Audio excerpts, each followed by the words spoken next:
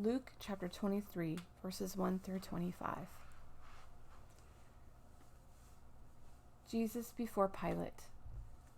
Then the whole company of them arose and brought him before Pilate. And they began to accuse him, saying, "We found this man perverting our nation and forbidding us to give tribute to Caesar, and saying that he himself is Christ, a king." And Pilate asked him, "Are you the king of the Jews?" And he answered him, "You have said so." And Pilate said to the chief priests and the multitudes, "I find no crime in this man." But they were urgent, saying, "He stirs up the people, teaching throughout all Judea, from Galilee even to this place." Jesus before Herod. When Pilate heard this, he asked whether the man was a Galilean. And when he learned that he belonged to Herod's jurisdiction, he sent him over to Herod, who was himself in Jerusalem at that time. When Herod saw Jesus, he was very glad, for he had long desired to see him, because he had heard about him, and he was hoping to see some sign done by him. So he questioned him at length, but he made no answer. The chief priests and the scribes stood by, vehemently accusing him, and Herod with his soldiers treated him with contempt and mocked him. Then, clothing him in gorgeous apparel, he sent him back to Pilate, and Herod and Pilate became friends with each other that very day. For before this they had been at enmity with each other.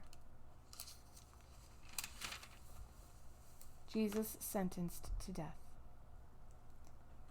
Pilate then called together the chief priests and the rulers and the people, and said to them, "You brought me this man as one who was perverting the people, and after examining him before you, behold, I did not find this man guilty of any of your charges against him.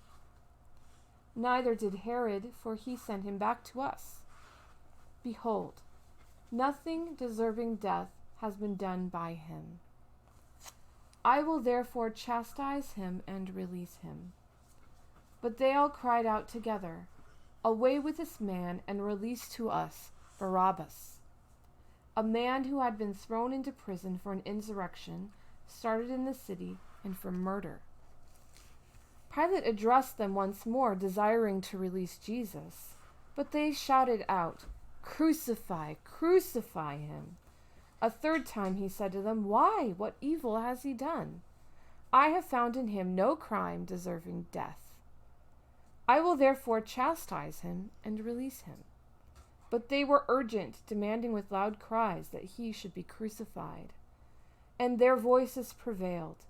So Pilate gave sentence what their demand should be granted. He released the man who had been thrown into prison for insurrection and murder, whom they asked for, but Jesus he delivered up to their will.